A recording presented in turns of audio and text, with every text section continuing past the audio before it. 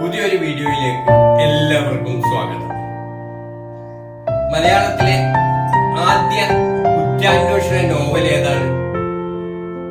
ആരാണ് അതിന്റെ രചയിതാവ്? മലയാളത്തിലെ ആദ്യ കുറ്റാന്വേഷണ നോവൽ ഭാസ്കരമേനോൻ എന്ന പേരിലാണ്.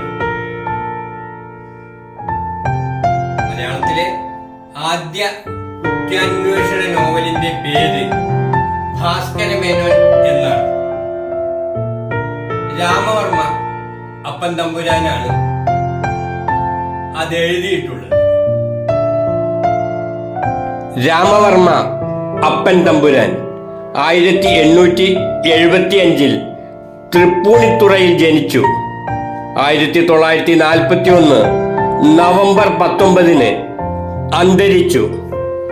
പിതാവ് പാഴൂർ തുപ്പൻ നമ്പൂതിരി, മാതാവ് കൊച്ചിക്കാവ് തമ്പുരാട്ടി.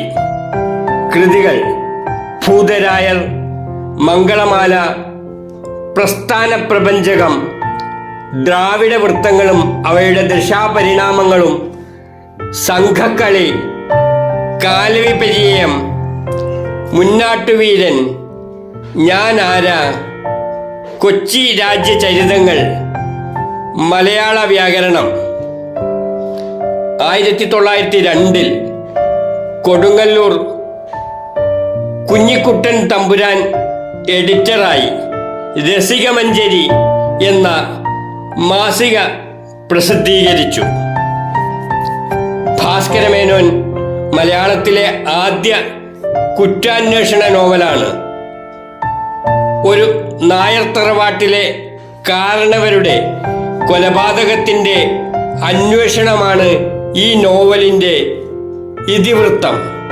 ബുദ്ധിപരവും ശാസ്ത്രീയവുമായ രീതികളിലൂടെ ഭാസ്കരമേനോൻ എന്ന പോലീസ് ഉദ്യോഗസ്ഥൻ ഈ കൊലപാതകം അന്വേഷിക്കുന്നു. 1905 രാമവർമ്മ അപ്പൻ തമ്പുരാൻ ഈ നോവൽ പ്രസിദ്ധീകരിച്ചത്.